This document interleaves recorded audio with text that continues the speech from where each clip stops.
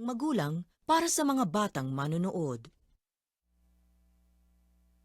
Ngayong gabi sa ating Ulat Bayan, panukalang magkakaloob ng libreng tuition fees sa state colleges and universities, nilagdaan na bilang batas ni Pangulong Rodrigo Duterte.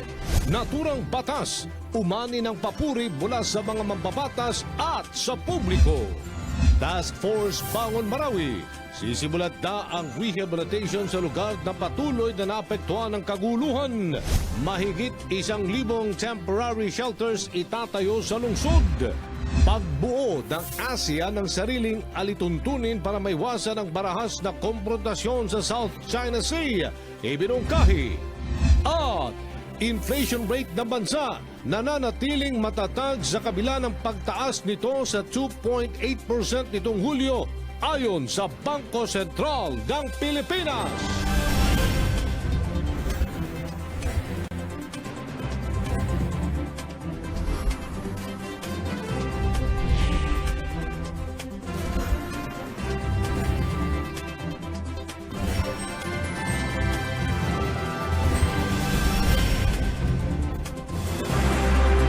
Nilagdaan na ni Pangulong Rodrigo Roa Duterte bilang batas ang bill na nagkakaloob ng libreng tuition fee sa mga state universities and colleges. Ang aksyon ni Pangulong Duterte ay umani po ng papuri mula sa mga mambabatas at iba't ibang sektor. Nila sa pamamagitan ng batas na ito ay may paaabot ang mataas na edukasyon sa mga maralita. Ang ulat mula kay Sweden Velado.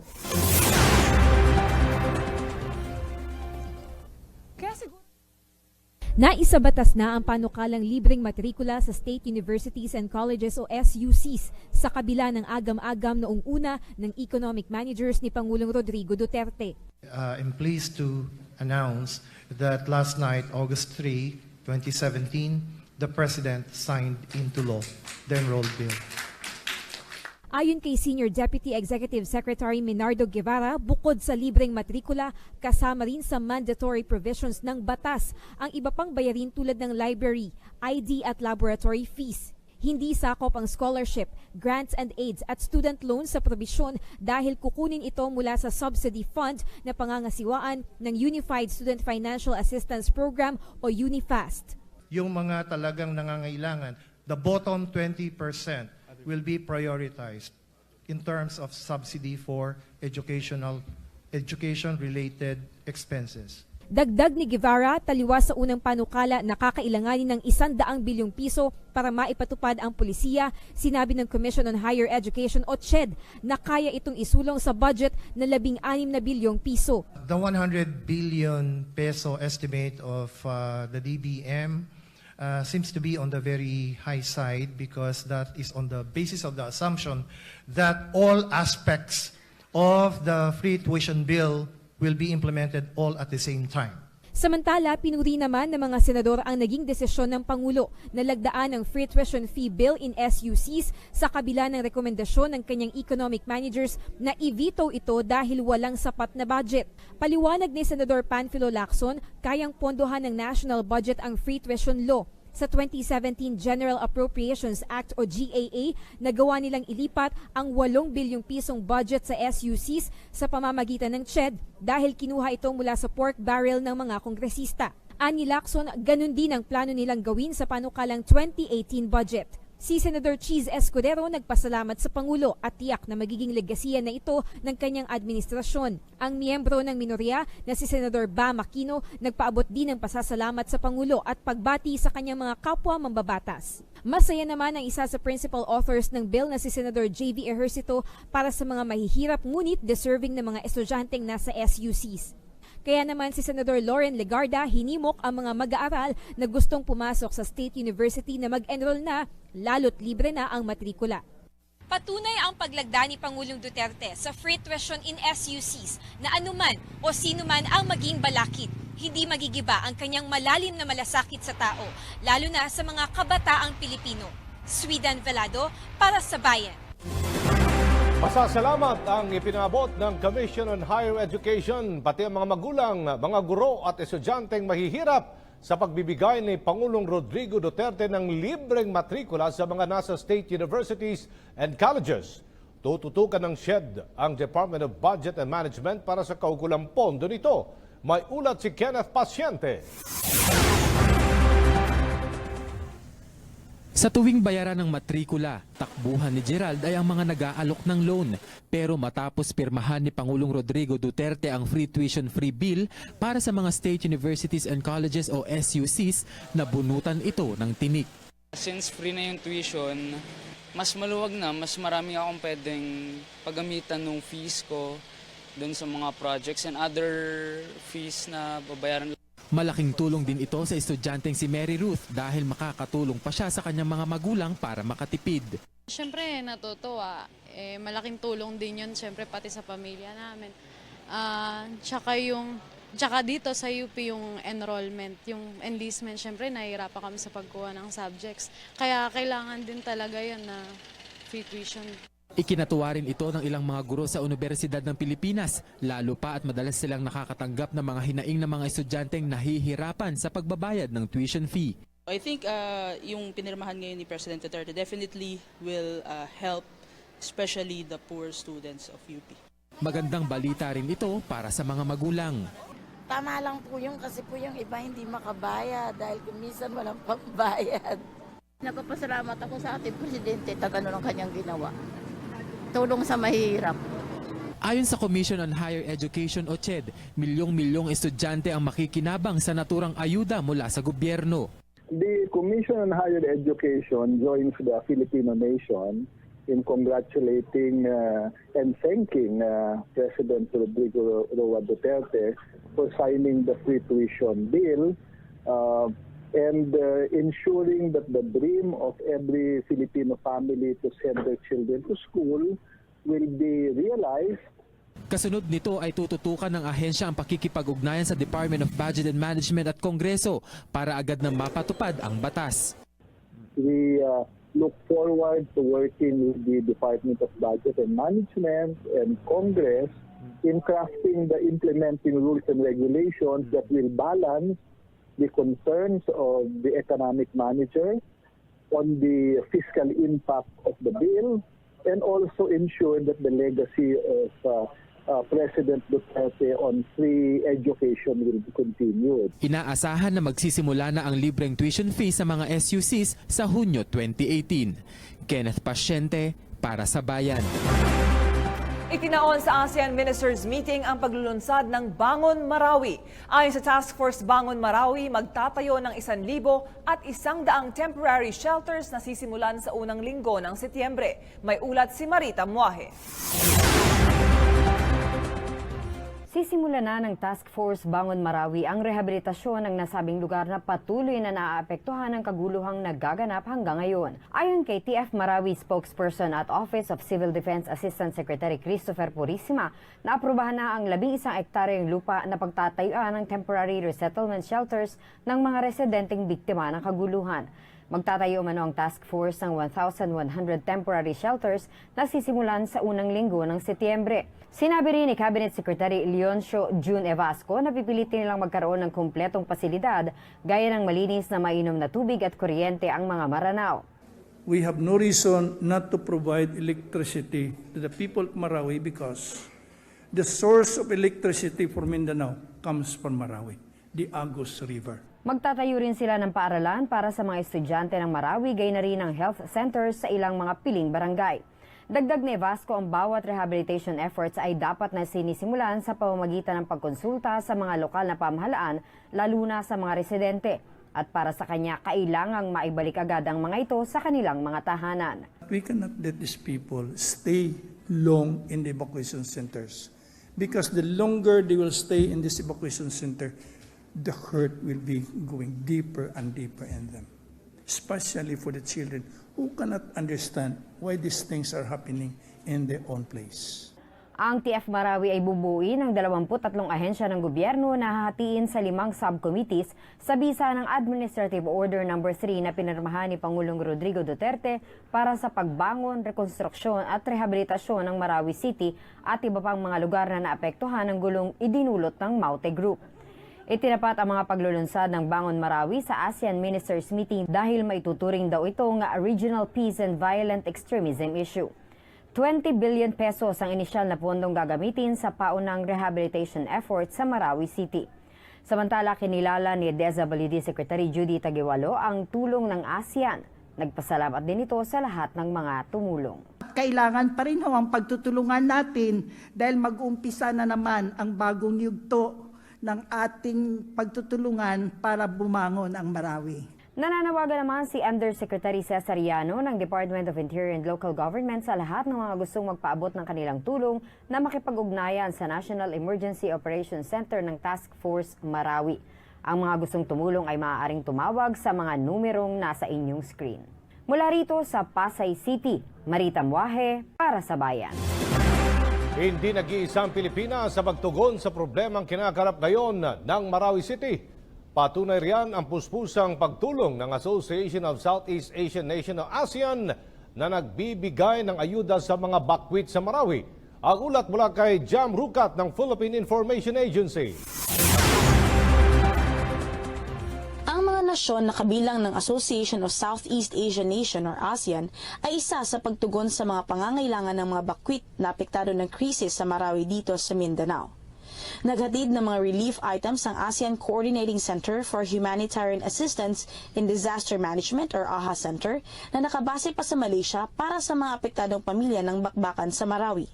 Ang mga relief items ay binubuo ng 600 family tents, 600 family kits, 600 kitchen sets, mahigit 3,000 personal hygiene kits at 4 na water filtration units. Ayon kay Adelina Kamal, AHA Center Acting Executive Director, na itong relief response na ginagawa ng ASEAN ay nagpapahiwatig ng pagsuporta ng ASEAN sa gobyerno ng Pilipinas at isang pagtanto sa kampanya nitong One ASEAN, One Response. Basically saying that when our family member is having a problem, then it is the responsibility for other family members to help. Ayon naman kay Task Force Bangon Marawi Executive Director and Department of National Defense Undersecretary for Defense Operations Cesar B. Llano na importanteng magtulungan tayo sa panahon ng krisis. Ang naitabo karon ginahanglan gyud og tabang ang atong mga igsoon. Kay may nakabalutang medyo dugay-dugay na. Duha na kabulan ang kagubot dito sa Marawi o ang atong mga kaigsuonan na anaa sa evacuation centers. Nagkataas ang ilang mga challenges sa kanila. Ang uban nagkasakit. So the government is responding to all these challenges. Ayon naman kay Iligan City Disaster Risk Reduction Officer Patrick Nunez, itong mga relief items na dala ng ASEAN ay malaking tulong sa transisyon ng Bangon Marawi. Actually, when they move in the 10 cities, so they need more assistance, especially in the non-food like hygiene, because the environment, the terrain is not the same as a urban setting. Sa turnover ceremony na ginawa sa Laguindingan Airport, ang mga relief items galing ng ASEAN ay tinanggap ni na Cabinet Secretary Leoncio B. Evasco Jr., Task Force Bangon Marawi Executive Director and Department of National Defense Undersecretary for Defense Operations Cesar B. Llano, Vice Chairperson for Disaster Response and Social Welfare and Development Secretary Judy M. Taguiwalo, and Office of Civil Defense Officer in Charge ASEC Christopher James E. Purisima. Para sa Bayan, Jam Rukat, Philippine Information Agency.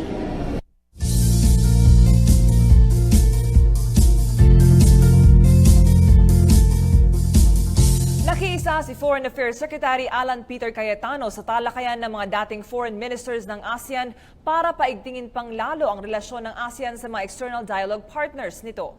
Ito ay para sa karagdagang oportunidad at mamumuhunan sa rehiyon. May ulat si Joy Gumatay live. Joy?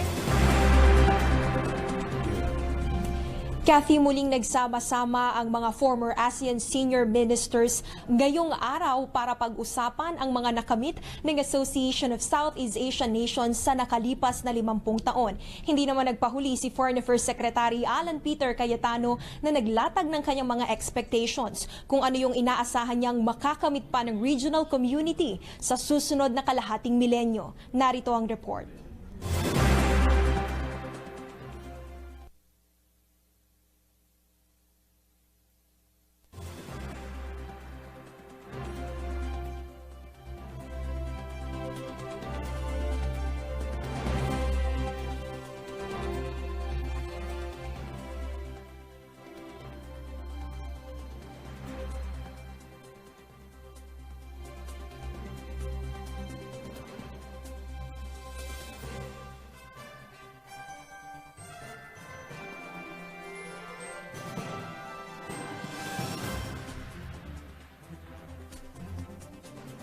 sa pagiging bahagi ng Association of Southeast Asian Nations. Ayon kay Secretary Cayetano, ito yung pakikinig sa boses ng taong bayan. Ito yung nagbukas ng daan para nga maging mas accessible sa publiko yung mga serbisyo ng ating pamahalaan.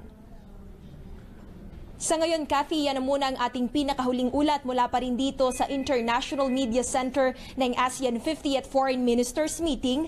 Joy Gumatay para sa Bayan. Maraming salamat, Joy.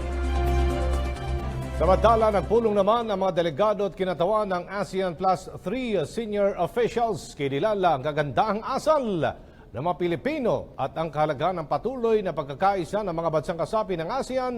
Kabilang na ang Japan, China at Korea. May ulat si Julius D. Samburon. Pinangunahan ni Foreign Affairs Undersecretary for Policy Enrique Manalo ang pulong ng mga delegado sa ASEAN Plus 3 Senior Officials Meeting sa Philippine International Convention Center sa Pasay City. Sumentro ito sa kahalagahan ng pagkakaisa ng mga bansang ASEAN, Japan, China at Korea. The new work plan will be endorsed to the ASEAN Plus 3 Foreign Ministers meeting for adoption of the ministers. Once adopted, our ministers will endorse this work plan to the 20th ASEAN Plus 3 Summit this November for notation by our leaders. Let me also acknowledge Japan's contribution of $900,000 to the APT Cooperation Fund. We intend to come up with other statements on the APT priorities, such as the APT Leaders' Statement on Food Security Cooperation, which at the moment is being discussed at the level of the Committee of Permanent Representatives in Jakarta. Ayon sa kinatawan mula sa Japan, mananatili silang katuwang ng bawat bansa alinsunod na din sa tema ng ASEAN 50, Partnering for Change, Engaging the World. And Japan will make every effort to cooperate with other member countries to have a successful summit meeting. I would like to thank the Philippine government for great hospitality and kindness to all of us here in Manila today. Malaki naman ang pag-asa ng kinatawan mula sa Korea na magkakaroon ng magandang bunga at mas maigting na kooperasyon ng mga pulong sa susunod na linggo. It is my sincere hope that next week's ASEAN Plus 3 Foreign Ministers meeting will offer a valuable opportunity to reaffirm our cooperative spirit and pool our wisdom for a forward-looking development of ASEAN Plus 3 cooperation. Kinilala din ng mga bansang ito ang ipinamamalas na kabutihang loob ng mga Pilipino. And I look forward to working with all of you to prepare for the upcoming APT Foreign Minister meetings and the summit in November, of course. Una nang sinabi ni DFA spokesman Rob Bolivar na isa sa mga lalamanin ng ASEAN Regional Forums ang kooperasyon ng bawat bansa sa pagbibigay solusyon sa violent extremism and terrorism. Nakatakda ding pamunuan ni Foreign Affairs Secretary Alan Peter Cayetano ang 50th ASEAN Foreign Ministers Meeting, 18th APT Foreign Ministers Meeting at 24th ARF Plenary and Retreat. Magiging daan ang mga pulong na ito upang maisulong ang mga programa tungo sa maayos na pamumuhay, pag-unlad at progreso ng anumang aspeto sa mga bansang kasapi ng ASEAN. Julius D. Samburon, para sa Bayan. Umikot sa issue sa South China Sea, nuclear tests ng North Korea at banta ng terorismo ang diskusyon sa kauna-unahang ASEAN Media Forum. Kaugnay niyan, iminungkahi ang pagbuo ng ASEAN ng sariling alituntunin para maiwasan ang marahas na konfrontasyon sa South China Sea. May ulat si Ria Fernandez live. Ria? Kathy, nakikita ng isang eksperto na mas madali kung bubuo ang ASEAN ng sarili nitong alituntunin para matugunan ang agawan ng teritoryo sa South China Sea. Sa kauna-unahang ASEAN Media Forum, ipinaliwanag ni Michael Vaticchiotti, ang Asia Regional Director ng Center for Humanitarian Dialogue, na sa pagbuo nitong sinasabi nga niyang set of guidelines ng ASEAN ay tsaka palang dapat pumasok sa negosasyon ang China. Anya, sa ilalim nito, pwedeng magtulungan ang mga bansa sa Timog Silangang Asya, partikular ang mga may claim sa mayamang karagatan pagdating sa pangingisda, navigation, maging sa maritime security at makataong pagtrato sa mga mangingisda. Gayunman, Kathy, malaking hakbang na anya ang inaasahang pag-iendoso ng ASEAN Foreign Ministers ng balangkas ng Code of Conduct in the South China Sea. Pagpapakita na committed talaga ang China na maresolba ang issue. Gayunman, sinabi ni nito na sa pamamagitan nito nakikita niya na makatutulong ito sa confidence building at may iwasan ang marahas na komprontasyon sa karagatan. Kaugnay naman ang usapin sa North Korea, Kathy, iginiit ni Termsak Chalermpalanupap, isang dating opisyal ng ASEAN Secretariat na mahalaga para sa nasabing bansa kung dadalo ito sa ASEAN Regional Forum kung saan maaari nitong ipaliwanag ang dahilan kung bakit patuloy itong nagsasagawa ng missile testing. Dito rin anya maririnig ang pahayag naman ng ibang bansa pagdating sa kanilang pagtutol sa aktibidad na ito ng NOCOR. Medyo imposible naman ang pahayag pero ibinahagi pa rin ni Phillips Vermont ng Center for Strategic and International Studies yung mungkahi ng mga scholar na dapat makialam ang China sa NOCOR. Kasi itong China at NOCOR ay kilalang magkaalyado. At sinabi nga nito ni Vermont na maaaring i-negotiate anya ng ASEAN ang posisyon nito sa South China Sea kapalit ng pagtulong ng China na mapatigil ang NOCOR sa missile testing nito. Siyempre, sa usapin naman ng terorismo, nagkaisa ang tatlo na dapat paigtingin ng ASEAN ang kooperasyon nito para labanan ito. Yan ang ating balita mula rito sa Pasay City. Ako si Ria Fernandez para sa Bayan. Kati. Maraming salamat, Ria. Usapin naman ng Southeast Asian Nuclear Weapon Free Zone Treaty, binigyan pansin sa ASEAN, isang kasunduan kung saan ipinagbabawal ang paggawa at testing ng mga nuclear weapons. Abong detalye sa ulat ni Eunice Samonte.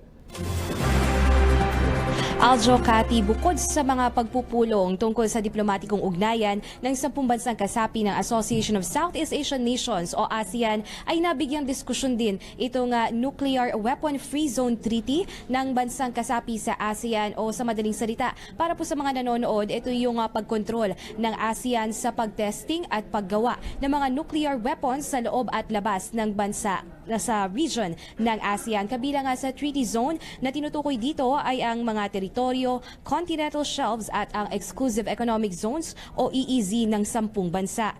At Kati, Aljo, sa ilalim ng kasunduang ito, bukod sa ipinagbabawal nga itong paggawa ng pagtest ng mga nuclear weapons, hinihimok rin ang ASEAN member states na huwag maging instrumento sa pagbili o pagbibigay ng mga ayuda sa mga bansa na kilalang aktibo sa nuclear testing. Taong 1971 pa nang masimulan itong ideya ng Southeast Asia Nuclear Weapon Free Zone na unang sinimulan ng 5 orihinal na miyembro ng ASEAN matapos itong lagdaan ang Zone of Peace, Freedom and Neutrality o ZOPFAN na naging backbone nga nitong ASEAN Nuclear Weapon Free Zone Treaty.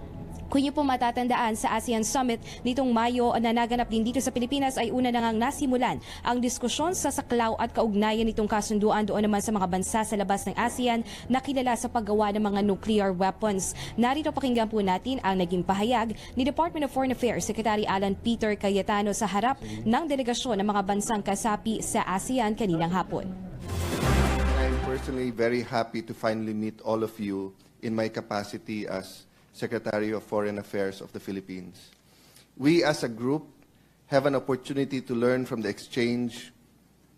We have an opportunity to learn from the exchange of ideas of how we can further enhance our cooperation in implementing the Southeast Asian Nuclear Weapon Free Zone Treaty. This is especially important as we remember that peace and stability in the region leads to progress and development for all.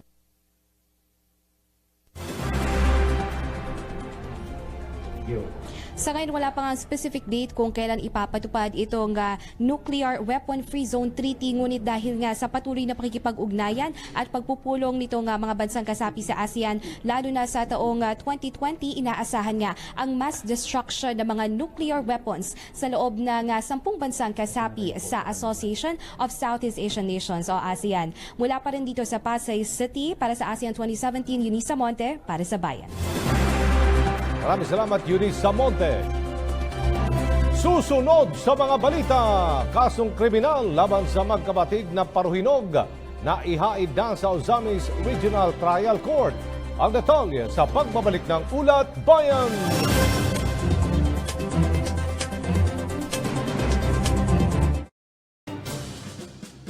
Patas, makatotohanan, mas pinaniniwalaan.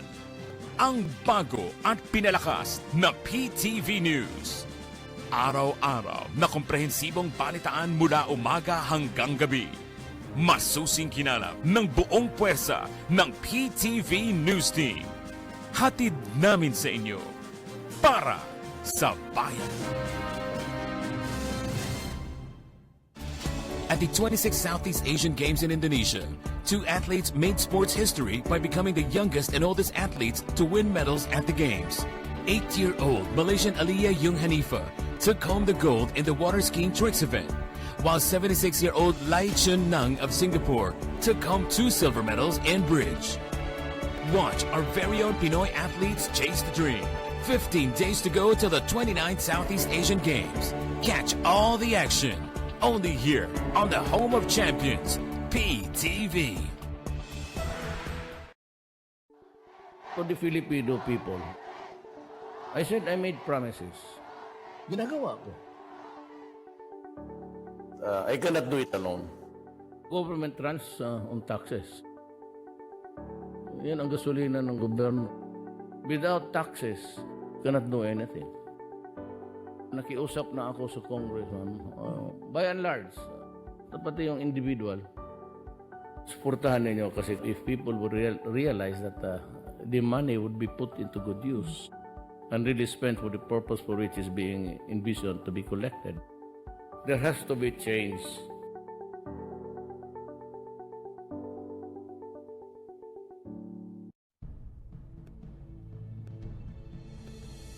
The digital terrestrial television broadcasting migration plan has also been launched. The switch to digital from analog transmission will not only give a better TV viewing experience, but also provide effective, reliable information to Filipinos in times of calamities. The government-owned Salam Digital TV, the first Muslim TV in the Philippines, is now already on test broadcasting.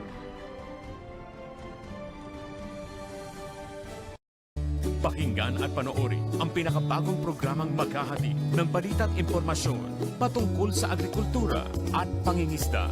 Kasama sina Secretary Manny Piñol, Diane Querer at Alan Alanig. Biyaheng Bukid, dito sa PTV.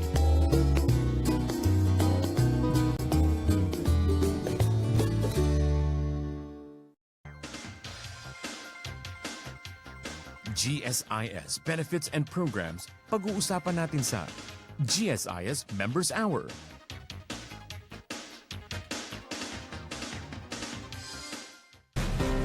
Mga paghahandang ginawa ng ating mga atleta, mga kampyon sa mga nakalipas na SEA Games, mga eksperto sa larangan ng esports, lahat ng mga kapanapanabik na aksyon.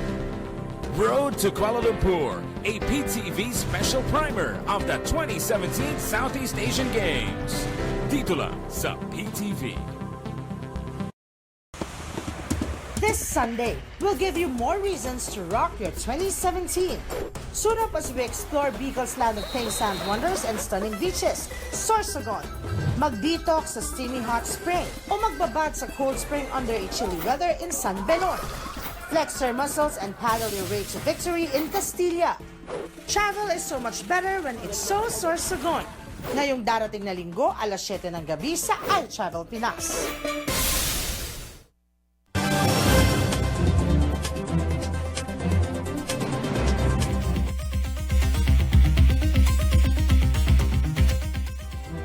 Dinipensahan ni Bureau of Customs Commissioner Nicanor Feldon ang pagkuha sa mga basketball at volleyball players sa ahensya.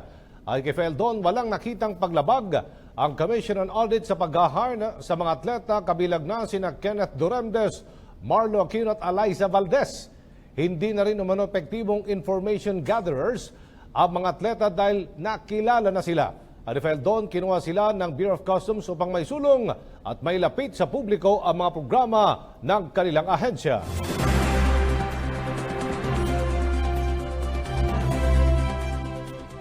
Naisampa na ang kasong kriminal laban kay Ozamis City Vice Mayor Nova Princess Parohinog at ang kapatid na si Reynaldo Parohinog Jr. sa Ozamis Regional Trial Court. Sa pahayag ng Department of Justice, kasong illegal possession of firearms and ammunition at possession of dangerous drugs laban kay Vice Mayor Parohinog, habang kasong possession of dangerous drugs, illegal possession of firearms and ammunition at illegal possession of explosives naman laban kay Reynaldo Parohinog.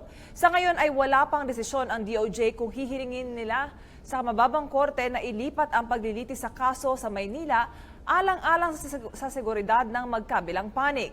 Samantala, inilagay na sa Immigration Lookout Bulletin si Ozamis City Councilor Ricardo Parohinog para mamonitor ang anumang tangkang paglabas ng bansa ng naturang konsihal. Si Ricardo Parohinog ay wala sa kanyang tahanan noong Linggo para isilbi sana ang search warrant sa kaso nitong illegal possession of firearms and ammunition. Itinanggi naman ng inakusang drug lord at negosyanteng si Peter Lim habang ibinibintang sa kanya kaugnay ng pagkakasangkot niya sa illegal na droga at kay Kerwin Espinosa. Ayon sa kasong isinampa ng PNP Criminal Investigation and Detection Group, CIDG, isa si Lim sa itinurong supplier ng droga ni Marcelo Adorco na dating tauhan ng mga Espinosa.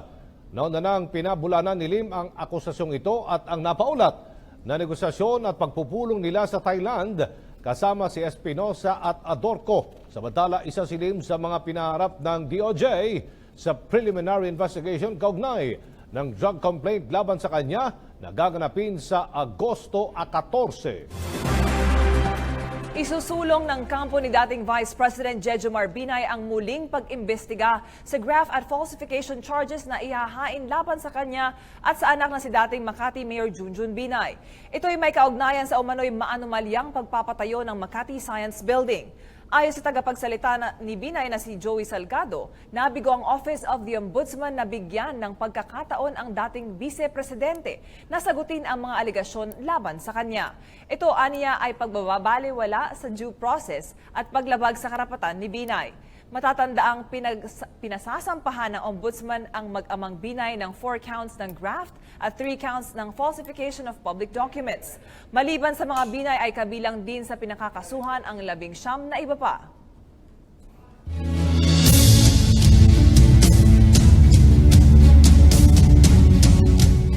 Karapatan ng mga individual sa bawat bansa sa Timog Silangang Asya, sentro sa pulo ng ASEAN Intergovernmental Commission on Human Rights. Ang ulat mula kay Julius D. Samburun live. Julius! Mayong gabi sa iyo, Aljon. Naniniwala pa din ang mga delegado ng ASEAN 50 na kasabay ng inaasahang paglago ng ekonomiya ng mga bansa sa Timog Silangang Asya ay ang siguruhing walang magiging balakid sa normal na pamumuhay ng bawat isa. Kinilala nga po ni Foreign Affairs Secretary Alan Peter Cayetano ang ASEAN Intergovernmental Commission on Human Rights meeting sa PICC sa Pasay City. Ayon po kay Cayetano, malaki ang ginaganampaang papel ng ICHR at ng mga dialogue partners nito sa pagsisigurong hindi maaabuso at makakapamuhay ng normal ang bawat individual mula sa iba't ibang bansa sa Timog Silangang Asya. Ang paghahangad ng produktibong mamamayan ay marapat lamang sabayan ng pagtiyak na walang mang-aabuso sa kanila. Bahagi pa din ng tema ng 2017 ASEAN ang pagiging kaisa sa pagbabago. Pakinggan po natin ang naging bahagi ng pagpupulong kasama si Secretary Alan Peter Cayetano. To better engage this important demographic, the ICHR will provide relevant content to ASEAN social media. The importance of a strong social media presence at this time is crucial, especially in measuring the impact of well-crafted online campaign espousing a specific human rights-related message that can be shared numerous times in a short period across the region. Similar to its recommendations in 2016, and in the interest of transparency and in better communicating to the public the activities of ICHR, I respectfully recommend that ICHR's 2017 annual report be published on its website. Finally, ICHR would appreciate the guidance from the foreign ministers present today on how ICHR can further improve on its mandate, including on strategic issues that the foreign minister foresee as important for ICHR to engage in the region. Thank you very much, ICHR Chair Leo Herrera Lim, for a comprehensive report on the activities of ICHR covering the period of July 2016 to June 2017. I now invite Your Excellencies to take the floor for your intervention, should you wish to do so.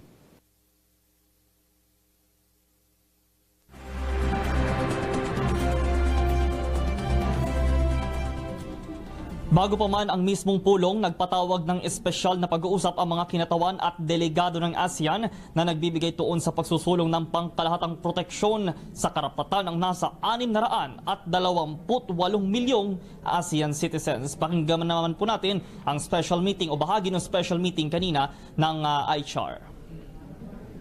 ASEAN sectoral bodies in ensuring that it performs its mandate as the overarching human rights institution.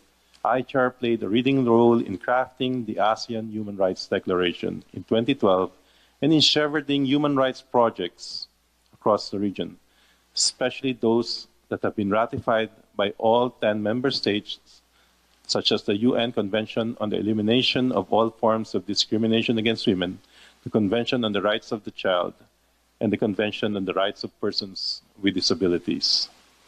Now, more than ever, we all need to strive to make ASEAN, as well as human rights, part of the collective awareness of our different peoples.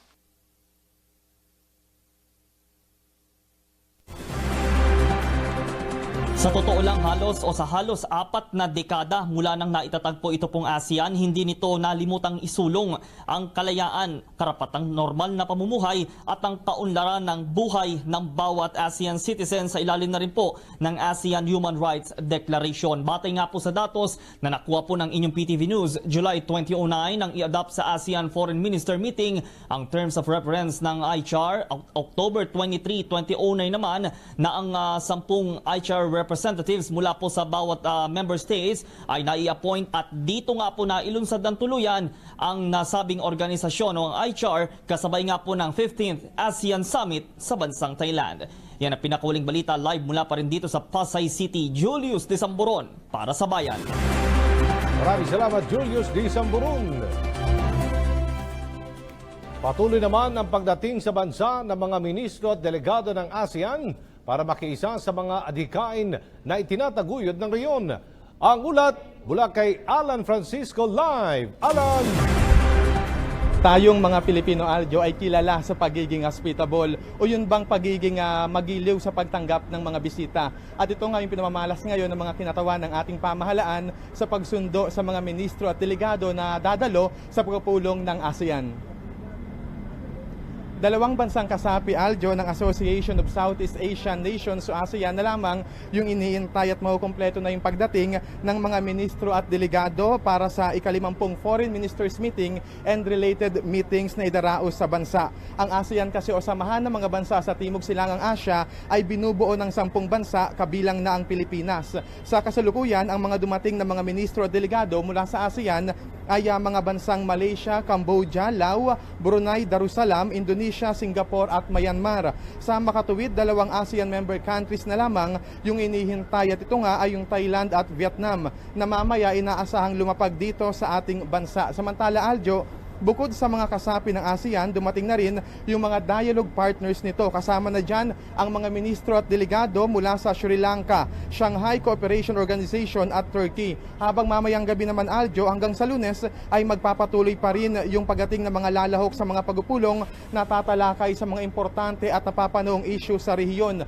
Kabilang sa inaasahang dadating o dumating na ay yung mga kinatawan mula sa Korea, Australia, China, New Zealand, Canada, Japan, Estados Unidos at iba pa. Una nang sinabi ng pamunuan ng ASEAN na yung mga pagpupulong o isasagawa pa lamang ng mga kinatawang iba't ibang bansa ay magsasapinal ng ilang outcome documents para sa meeting ng rehiyon para sa dialogue partners nito. Samantala, Aljo, papasok lamang na balita, dumating na po sa airport itong mga delegado at ministro ng bansang Timor-Leste.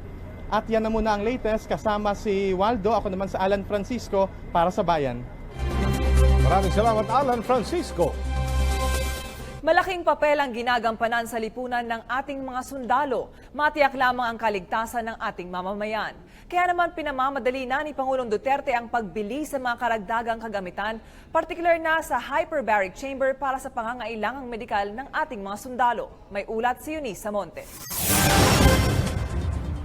Bunsod ng kabi-kabilang pag-atake ng mga rebelding grupo, At dahil na rin sa malulubha at nasusugatang sundalo bunsod ng krisis sa Marawi, mula sa kanyang pagbisita sa iba't ibang kampo ng sundalo hanggang sa kanyang ikalawang State of the Nation address. Ilang beses nang inulit ng Pangulo ang kagustuhan nitong makabili ng mga karagdagang mga kagamitan sa pangunahing ospital ng sundalo dito sa AFP Medical Center.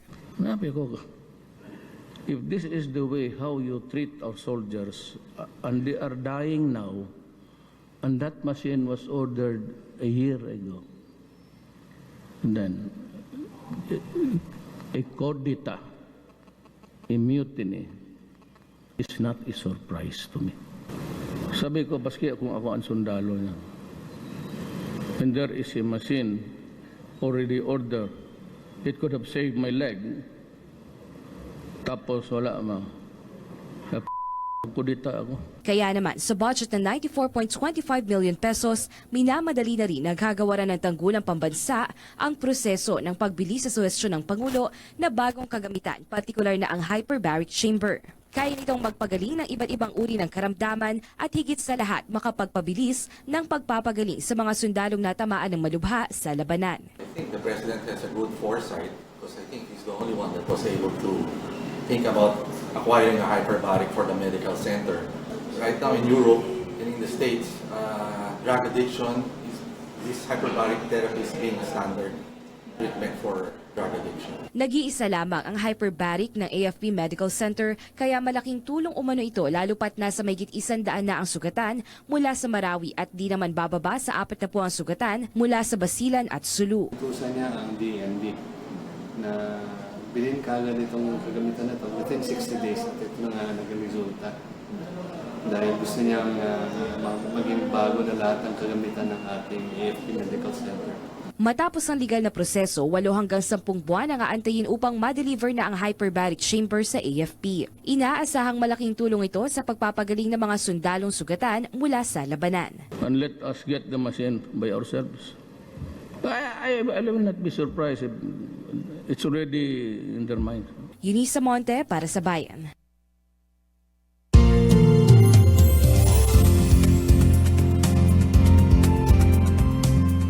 Magpapatuloy ang maaliwalas at maaraw na panahon ngayong unang weekend ng Agosto. Wala tayong binabantayang bagyo sa loob ng Philippine Area of Responsibility habang ang hanging habagat naman ang magdadala ng kaulapan at mahangin na panahon sa ilang bahagi ng kanluran ng ating bansa, kabilang ang Palawan. Base sa ating real-time satellite image, ayon sa Pag-asa, nakararanas naman tayo ng light showers din dito sa bahagi ng Mindoro at ilang parte ng Palawan, southern section din ng Mindanao. Bukas naman, particular sa Central Luzon, bahagyang maulap at may paminsang pag-ulan pa rin sa bahagi ng Zambales at dito rin sa Pampanga, ilang bahagi ng Bataan. And as for the rest of Central Luzon, kabilang ang Metro Manila, generally good weather tayo for this weekend. Sa Visayas naman, may nasisilip tayong rain showers, mahina at panandali ang pag-ulan lamang yan, lalo na sa bahagi ng Panay Island, Negros, Cebu at ilang bahagi ng Samar at Leyte provinces. Habang sa mga kapatid naman natin sa Mindanao, mostly partly cloudy skies ang buong isla na may paminsang pag-ulan sa bahagi ng Zamboanga Peninsula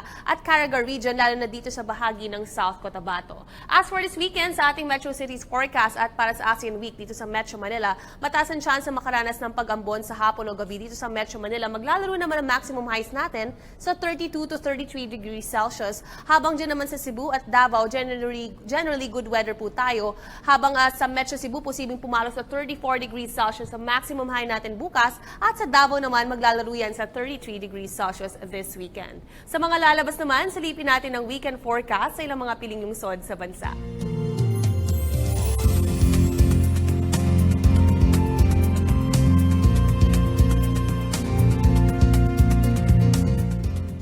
Yan muna ang latest mula dito sa PTV Info Weather. Ako si Ice Martinez. Magandang gabi.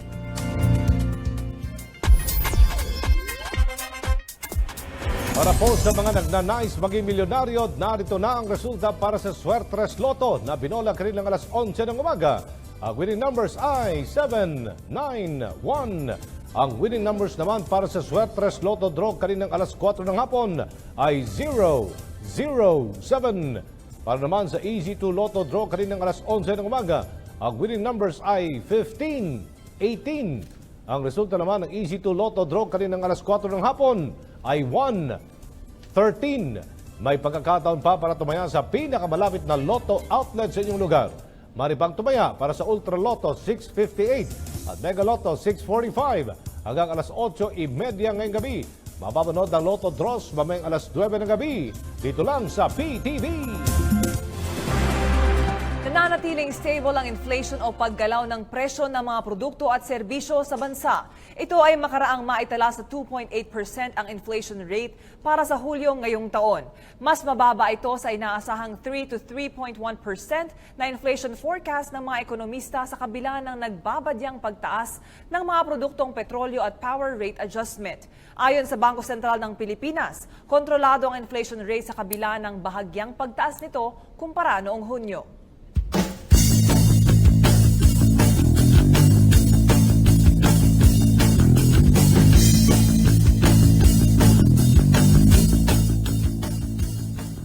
Magandang gabi sa inyo lahat, teammates. Narito ang PTV Sports para ihatid sa inyo mga napapanahong sports balita. Determinado si two-time Southeast Asian Games champion Christopher Ulbok na muling pagharian ng men's 3,000 meter steeplechase event ng 2017 Kuala Lumpur SEA Games ngayong buwan. Ang kabuuang detalye ihahatid ni Arian Malyare. Buo ang loob ni Christopher Ulbok na makuha ang kanyang ikatlong ginto sa men's 3,000 meters steeplechase event ng 29 Southeast Asian Games. Dahil sa kanyang pinagdaan ng right leg injury at pagkaka-layoff ng ilang buwan, naitala ni Ulbok ang 9 minutes and 9.16 seconds sa kanilang national time trial ngayong taon. Hindi hamak na mas mabagal sa kanyang gold medal finish na 8 minutes and 59.7 seconds sa Singapore SEA Games noong 2015. Ganun pa man, positibo ang 26-year-old runner na makakaya niya pa ring maidepensa ang kanyang titulo katapat ang runners ng Vietnam, Indonesia at host Malaysia, kung saan nasa Baguio City ngayon ang runner nito na si Ahmad Luthamizan na tumapos sa 4th place noong 2015.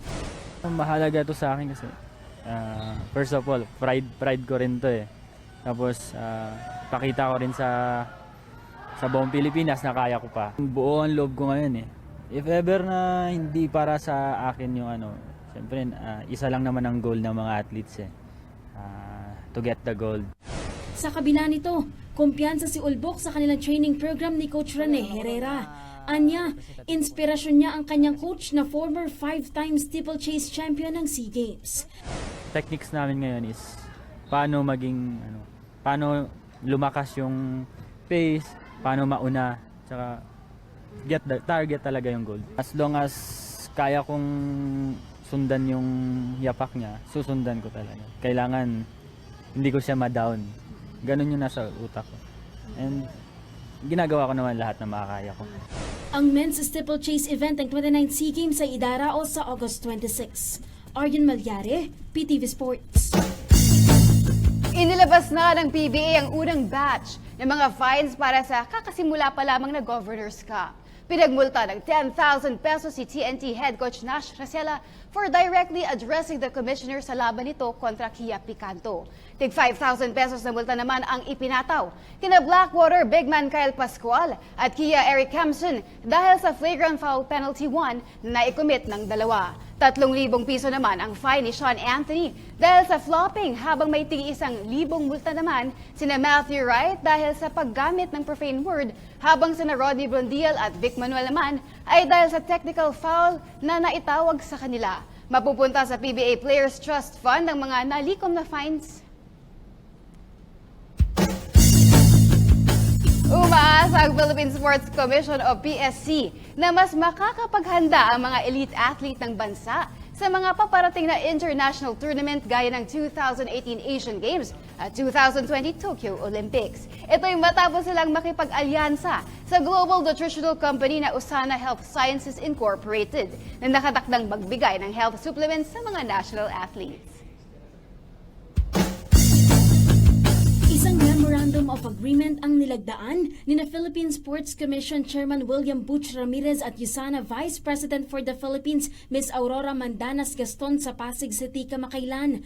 Nakapaloob sa 2-year partnership ang pagpaprovide ng global brand na USANA Health Supplements na pharmacy grade, safe, NSF certified and World Anti-Doping Agency approved nutritional products sa 300 elite athletes ng bansa. For this, I would like to thank USANA for this partnership. And of course, our athletes that will strengthen your faith, your ego, the pride, the love of the country, especially when approaching Southeast Asian Games. On behalf of my board, PAC, and employees, maraming salamat po, and we will journey together. Umaasa si Chairman Ramirez na makakatulong ang health supplement sa mga elite athletes na naghahanda ngayong 29 SEA Games, 2018 Asian Games at 2020 Tokyo Olympics. Aryan Malyare, PTV Sports. At bago magtapos ang ating sports balitaan ngayong gabi, narito isang dagdag kaalaman sa mundo ng sports.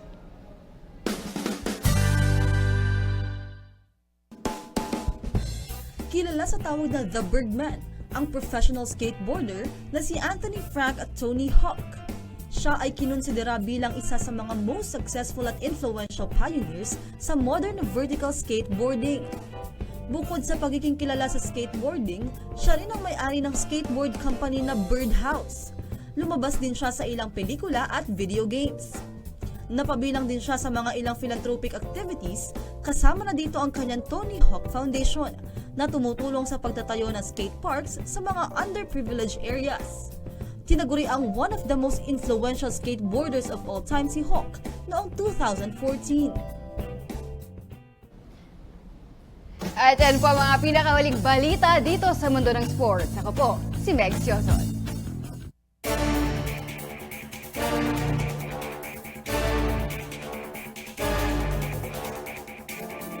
Isang mapayapang gabi mga kababayan. Narito muli ang panibagong edisyon ng Linya ng Pagbabago kung saan tampok uli ang mga aksyong hatid ng Department of Social Welfare and Development. Tama, mga aksyon sa problemang inilapit ng ating mga kababayan sa Hotline 8888 at Presidential Complaint Center. Ito ang ika-4 na bahagi ng pagre-report namin sa inyo mga kababayan kung paano tumutugon ng DSWD sa mga suliraning idinudulog sa kanila. Unahin natin alamin ang kwento ng isang byuda mula sa Puerto Princesa kung saan nakamatayan ng kanyang mister ang kanilang problema.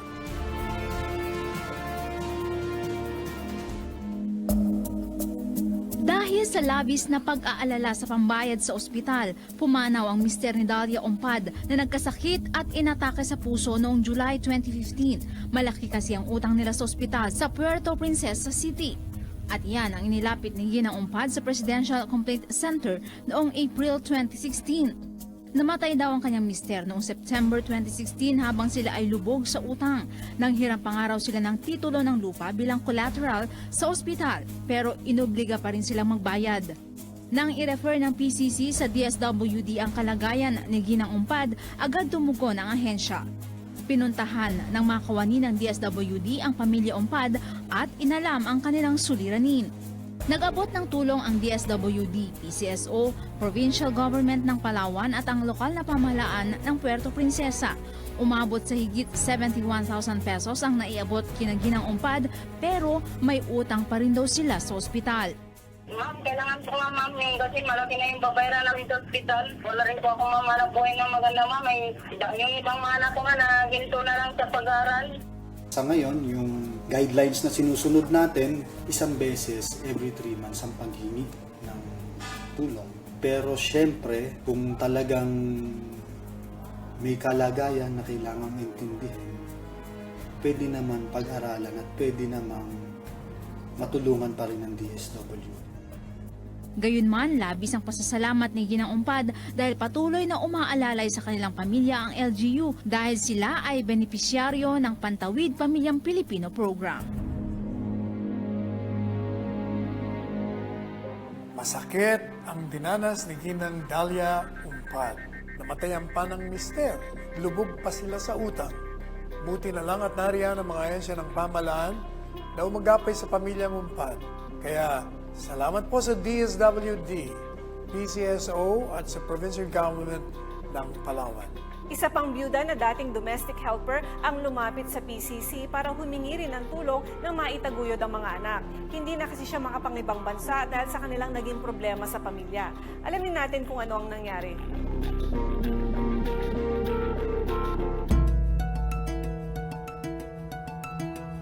Enero ngayong taon nang matanggap ng PCC ang liham ni Jenny Naceno na taga Valenzuela City. Humingi siya ng tulong kay Pangulong Rodrigo Duterte na magkatrabaho para maitaguyod ang mga anak dahil hindi na siya makapag-abroad nang namatay ang kanyang ina na siyang nag-aalaga sa mga anak habang siya ay nasa ibang bansa bilang domestic helper. Dahil dyan, natigil sa pag-aaral ang kanyang mga anak na nasa kolehiyo na. Dahil rito, umaasa siya na matutulungan siya ng pamahalaan at noong Pebrero, ni-refer ng PCC sa DSWD NCR si Ginang Jenny. Minsan may lalapit sa amin, titignan namin kung may opening sa DSWD. Pero kung wala, i-advise namin mas mahusay na lumapit tungkol sa trabaho sa Department of Labor and Employment. Noong Marso, sinabi ng DSWD na napabilang si Ginang Jenny sa Emergency Assistance Crisis Intervention at nabigyan ng outright educational assistance na 3,000 piso.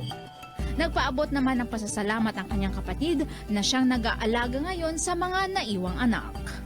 Papasalamat po ako dahil natulungan po yung ate ko. Kasi hirap na hirap po talaga siya. Wala po siyang katuwang sa pagpapaaral ng anak niya. Malaking tulong na po yun sa kanya.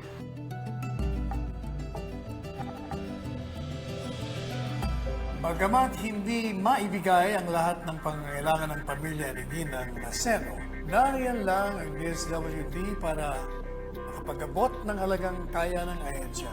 Maaari din siyang lumapit sa lokal na pamahalaan ng Valenzuela. Tumungo naman tayo sa Pangasinan. Isang anak ang dumulog sa PCC para sa benepisyo ng kanyang ina na isang centenarian. Nakuha kaya ng ating lola na 102 years old ang kanyang benepisyo. Narito ang kwento.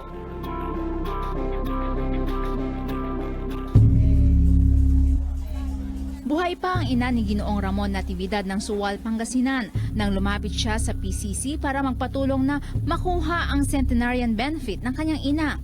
102 years old noon si Ginang Lourdes Natividad at gusto lang sana ng kanyang pamilya na mapakinabangan pa ng matanda ang kanyang benepisyo para sa kanyang mas mahabang buhay.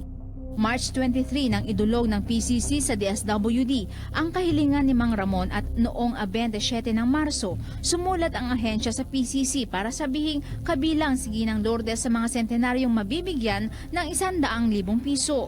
Noong Abril daw dapat ay nasimulan na ang pamimigay ng benepisyo matapos ma-release ng Department of Finance ang budget para sa programang ito. Pero hindi na nahintay ni Ginang Lourdes ang benepisyo. Pumanaw na siya noong nakalipas na Abril. Pero umaasa ang kanyang pamilya na makukuha pa ng mga beneficiary ang 100,000 pesos.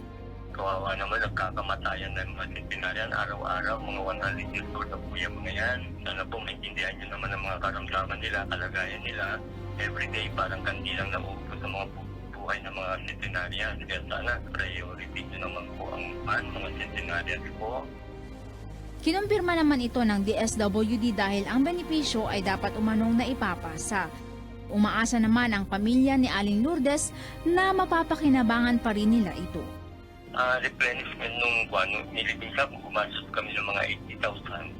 Panibagong proseso yan, pero ang mahalaga doon, nandun na yung pera. Kung namatay sila, sa paghihintay, ay makukuha pa rin ng kanyang nearest kin. Sa mga lumipas na buwan kung saan may mga lolo at lola tayo na naghintay at patuloy na naghihintay na makuha ang kanilang centenarian benefit, sana naman po ay maibigay nito dahil hindi po biro ang umabot sa ganyang edad. Siyempre, kaakibat niya na yung mga gastos para sa mga gamot at maintenance nila.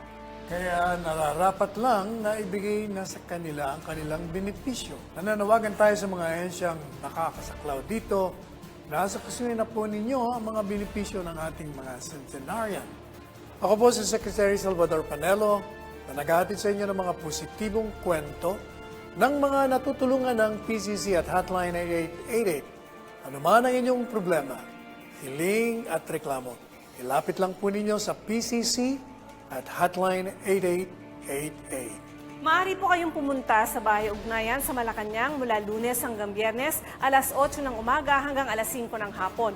Ako po si Weng Hidalgo na nag-iwan sa inyo ng isang maganda at mapayapang gabi. At yan ang mga balitang nakalap ngayong Biyernes. Ako po si Catherine Vital para sa Bayan. Ako naman po si Aljo Bendijo para sa Bayan. Mga balita at impormasyong makabuluhan, ihahatid ulit sa Lunes dito lang sa Ulat Bayan!